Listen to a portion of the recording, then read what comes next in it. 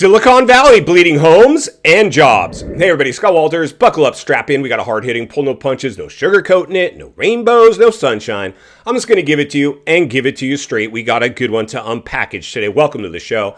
I hope everybody's doing great. So San Francisco, the Bay Area, Silicon Valley, once one of the crown jewels of the country, is now becoming a cesspool hotspot, mismanaged by leadership. California is in a really bad place right now. Of course, they were a Democratic state, and we've pretty much a Republican president who's basically ready to drain the swamp once again. And I was just talking to one of our agents in Texas, which is a red state, and they're very thrilled with the outcome of the election, and I'm with them. A lot of California has gone red, and for me, I just go back to what our founding fathers built this country on, and I see us getting further away from that. And so I try not to be too politically charged. I monitor the housing market because that's the playground I play in as a licensed real estate agent serving all America and almost globally at this point. But I really concentrate more on America because America's U.S. housing market is the biggest asset class in the world. If we lose it, we lose everything. We will be thrusted into a deep cycle recession, a depression, and it'll have a global ripple effect like it did in 2008. This was a bigger bubble, so I believe bigger blowback. So we are at a pretty big crossroads right now, for sure. So I personally think the best thing we can do is really monitor the housing market. Now, the stock market can go and collapse the economy just fine. We saw that in the Great Depression. But the U.S. it reached right into the housing market and took it along for the ride. And the same thing's vice versa. You're going to lose the housing market. You will lose the stock market in short order as well because people will need funds and they'll tap into whatever they can. But unfortunately, they'll be watching their stock portfolios drop like a rock, and it might not be able to get out in time. So it's really dancing on the razor's edge at this point. So if you're new to this channel, I urge you to subscribe. I do a lot of just economic forecasting and really temperature checking the real estate market as somebody who talks to realtors, not only in my backyard, but all over America, and served a lot of subscribers here buying and selling real estate. And I'll continue to do that. I always say you want an agent in better shape than their clients. And a lot of agents out there are falling like flies. And I want you guys in the hands of top performing people that have been around for a while. I think is super, super important. There's no such thing as the perfect agent, but we're going to get as close as we can.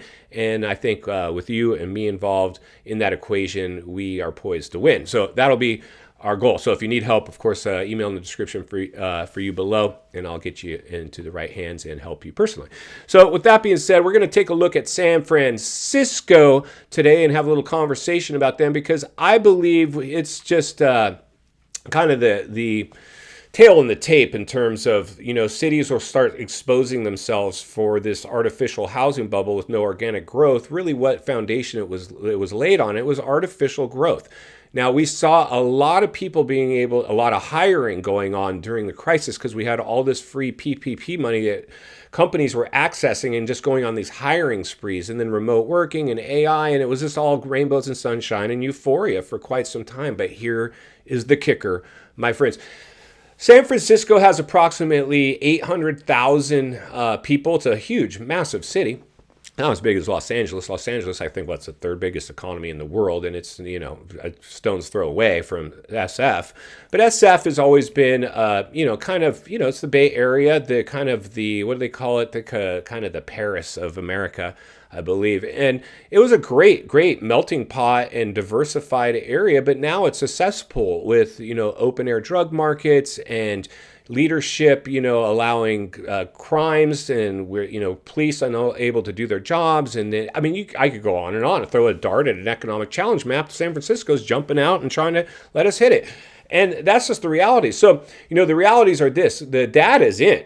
For all our data chasers, San Francisco's bleeding jobs. Their storefronts are gone. They've bled 45,000 jobs just in the last year or so. Before the crisis till now, there are at least 45,000 jobs and we're seeing their properties get stuck on the market, chasing the market, going through price reductions. I'm not a rocket scientist, but I work in real estate. And last time I checked, that is not the sign of a strong local economy. When you're starting to now getting flooded with inventory from your real estate market and you're bleeding jobs and businesses I would hate to be a commercial agent at this point. I have commercial property. I own and operate rental properties. And just like I tell you guys when you're coming to market with your homes, always, especially in any market, but especially this market. And this, I talk to agents always on this one. And and you guys know if you've been around for a while with the channel, is find out who your competition is if you're coming to market, and then beat them. Like if I'm selling your house and I come on the market along with everybody else or even above anybody else because your house seems to be special to you, it's not to me. I need to get you sold, and I'm going to have a straight talk with you, a very serious conversation. Listen, in order to get every eyeball in town, the limited eyeballs that are left in your price range, I got to give them a reason to get over here. If I come on the market along with everybody else, you think people are racing over to your house because it has recessed lighting? Or solar? No, in fact, solar is hurting homes right now. I can't tell you how many homes are stuck on the market because somebody slammed solar panels on it that they don't even own. And if they do own it, they don't own it outright. There's a loan on it. Solar panels are hurting homes left and right. I got a house right now, and the client wants it, and then the solar deal on this property is just squashing it. Can't get anybody to pull the trigger. We're like, take the solar off and we'll make you our offer, because otherwise this thing's just it's not an asset to the home. You gave the solar company ownership in your house. You're stuck with this thing. If you want to remove it and break your contract, you got to bring and they think that their house is special. And in the euphoria, people, I'll take it. It's not working. It's not working. So I'm a little worried about Silicon Valley. I mean, this is another kind of Rodeo Drive, Park Avenue, area with a lot of, tech billionaires and this and that, but they're fleeing the area because the city's no longer fun. You don't feel safe walking around in it. Let's jump over and take a look at San Francisco and a current listing to see what's going on with their housing market. Then we'll meet back here to wrap it up. Let's get started.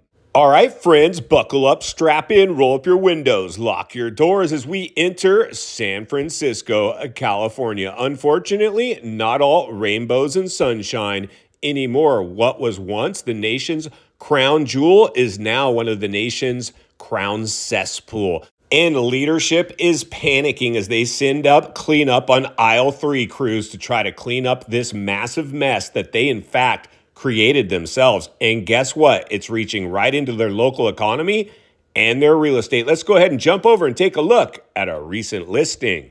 Now let's go ahead and bring up today's crash map, courtesy of our good fuzzy friends and failed iBuyers over at Zillow. Everything on your screen going through, in fact, the kiss of death. Price reductions. Let's go ahead and take a look around today's property. Now it's time to read between the lines and look between the cracks. And what do you see here? A listing, yes. Photos, sure. But what else do you see? You guessed it. Our property is unoccupied. No tenant, no owner. It's in fact doing what I call sucking air, an anchor to this owner. And guess what? It gets better or worse, depending on how you look at it. As we can see, our property does have some furniture in it, but it looks like either somebody ran for the exits or our owner tried to take a stab at doing an Airbnb. Unfortunately, both markets have in fact started to crash. Let's go ahead and get inside some of the numbers. As we can see, today's stuck on the market, almost $1.2 million property is registering a price cut of $5,000, which is in fact a token price reduction at best. But in fact, it's taken much more than a $5,000 haircut. They're trying to hide the data from you, but we'll get to that in a moment. Let's keep looking. Go ahead and see what's special. They're trying to tell us that this is in fact a positive income generator, and it has gorgeous solar, which is in fact hurting homes. But it's not so much what they're trying to say, it's how long they're taking to say it. A long tired property description is only going to bore your viewer to death, and they're going to bounce out before they even want to come take a look. But wait, there's more. After their most recent embarrassing price cut of $5,000 on an over $1 million property, we're registering almost 2 months on the market with a meager 6 saves. 6 saves is basically little to no interest. I'd be getting worried right about now, but unfortunately, they should have been getting worried a long time ago. Let's look a little further. If we were silly enough to give them their $1.2 million stuck on the market price, our approximate cost to carry with a standard amount down at today's interest rate would be around $7,500 per month. Unfortunately, it takes a lot more to run a property than just your mortgage service. But wait, it gets better again, depending on how you look at it.